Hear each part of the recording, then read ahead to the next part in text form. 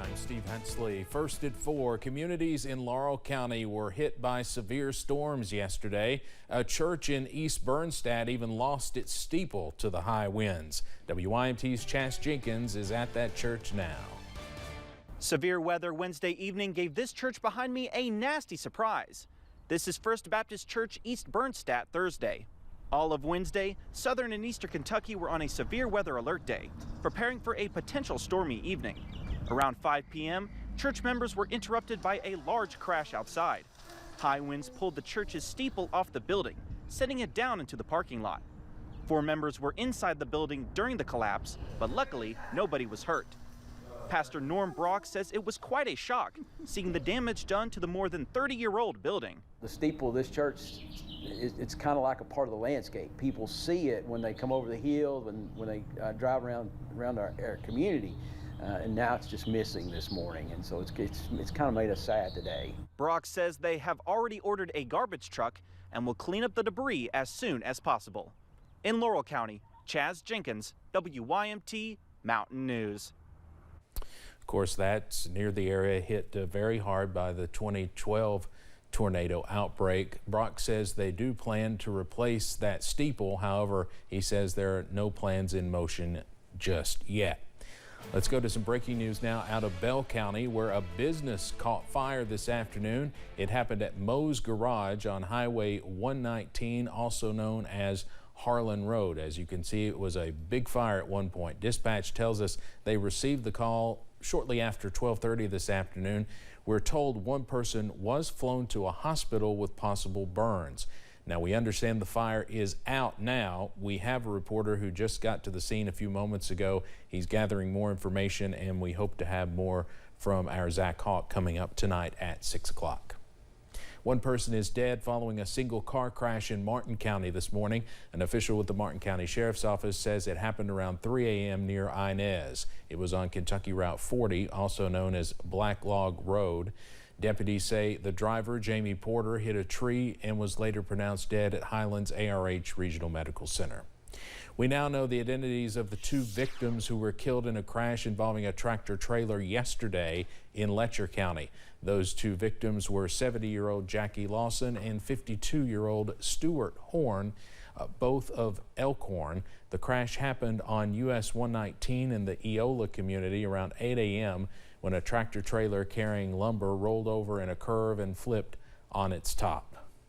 Laurel County deputies are searching for a robbery suspect who they say fired shots out of his car and into a house nearby. Police say around 10:40 last night, Stephen Higgins fought a man and took money from him. Police also say Higgins then went to his car and grabbed a gun, firing numerous shots into a house with 5 people inside, including the robbery victim. Higgins is wanted for first-degree burglary and 5 counts of wanton endangerment. Last night, officials with the Knox County Sheriff's Department arrested 28-year-old Joshua Taylor, who was facing several outstanding warrants. Police say Taylor got out of his truck and ran once he saw a deputy. After a short foot chase, the deputy said they were able to catch Taylor. The deputy said he found 2 plastic baggies of suspected meth. Taylor was arrested and charged with fleeing or evading police, resisting arrest, and possession of a controlled substance. More testimony in a Franklin County courtroom today, and a legal challenge to new Kentucky House and congressional district maps. Kentucky Democrats sued after the Republican majority in the General Assembly approved new maps. The governor vetoed those maps, then the Republican majority overruled those vetoes. Today, attorneys representing the Secretary of State and the Commonwealth, those being sued, called witnesses. WYMT's Phil Pendleton has more on what was said in court. Well, Democrats claim that these maps are unconstitutional, and Republicans will have even more of an advantage in the Kentucky House seat races as well as those for Congress if they are made and allowed to stay. They're already law according to what the legislature approved during this past legislative session.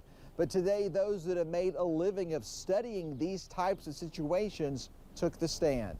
It came after Democrats called their own experts who studied political cases, algorithms, statistics, and estimations of voting patterns in districts.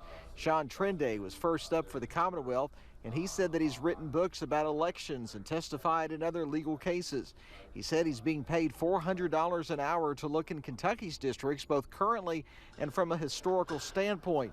He was on the stand for 3 hours, most of the testimony on Kentucky's congressional map, specifically the 1st District, which starts in far western Kentucky, then follows the Kentucky-Tennessee border and snakes up to include Franklin County. So the price is, as you put the residents of Franklin County in increasingly Democratic districts, it makes other districts more Republican. Even Judge Thomas Wingate stated from the stand to say that the citizens of Franklin County were shocked with what they saw. That's really all I'm going to say about that. That's what he said. He was talking about how Franklin County is now in the 1st congressional district when it's been in the 6th for many years. But Trende also went on to say in his arguments that the way that the 1st snakes is basically to preserve the historical nature of the 2nd congressional district to include Bowling Green and Owensboro. In Frankfort, Phil Pendleton, now back to you.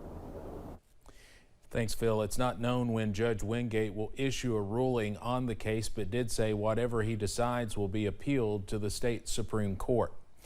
In a few weeks, Special Olympics teams from around the Big Sandy will meet up in Johnson County for their first meeting since the pandemic began. In preparation for the big games, Magoffin County Special Olympics has been meeting on the high school field to run, throw, and get their heads in the game.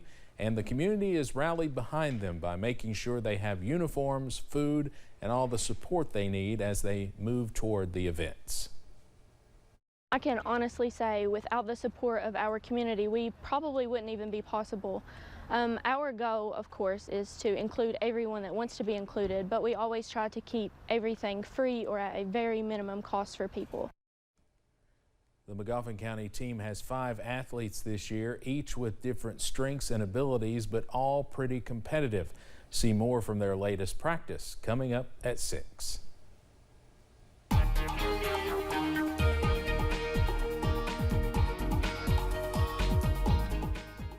As we look outside this afternoon, well, we've seen a little bit of sunshine today, but cloudiness continues to work through the region as we head into tonight, and that's setting us up for a rather unsettled Friday, at least in some terms. I'm camera UVA Wise. You're seeing the blue sky, but you're also seeing those low clouds. We've seen plenty of showers pushing through the region this afternoon.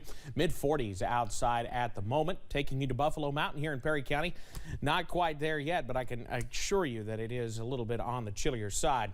Many of us in the low to middle 50s, even a few upper 50s this afternoon. Not looking too bad around the region. We are below average, though.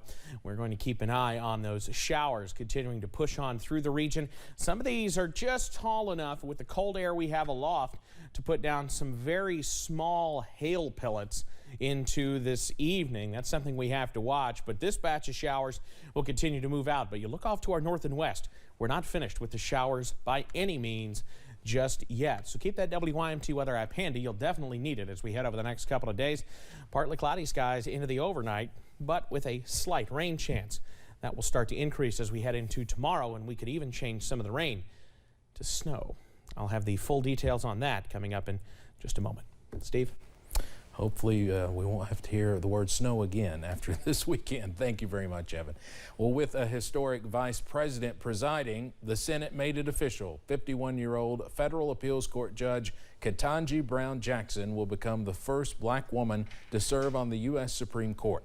The Harvard Law graduate and previous federal district court judge will also become the first former public defender to serve on the high court. Judge Jackson will replace Associate Justice Stephen Breyer. We'll have more on the historic vote a little bit later at 4:30. The United Nations voted to strip Russia of its seat on the UN Human Rights Council today in response to civilian deaths in Ukraine. Russian forces have announced they now plan to concentrate their efforts in eastern Ukraine, and the U.S. and its allies are stepping up to help. Secretary of State Antony Blinken is agreeing to speed up deliveries of weapons to Ukraine. We're not going to let anything stand in the way of getting Ukrainians what they need. The Biden administration also moved today to prevent Russian airlines from buying spare parts. And on Capitol Hill, lawmakers agreed on measures to revoke normal trade relations with Russia and ban Russian oil imports. A glimmer of hope has returned to the war-ravaged Ukrainian city of Bucha as a dog caught up in the conflict gets a heartwarming reunion with its owner. Meet Nessie, who was separated from her family when Russian troops occupied the Ukrainian city last month. Volunteer soldiers returned Nessie after finding her nearly dead in an abandoned car. For now, the pup has a new temporary home. Soldiers in Ukraine say as the war rages on, they will keep fighting not just for the lives of people, but animals too. Let's head over to Wall Street now on this Thursday afternoon. The Dow closes up today more than 87 points. We'll have more financial news in our next half hour. But straight ahead here on First at 4, a new car will be able to be bought soon, but it comes with a very hefty price tag. We'll introduce you to GM's new electric Hummer. Cold weather is back, unfortunately just in time for the weekend. I've got the latest on shower chances and cold temperatures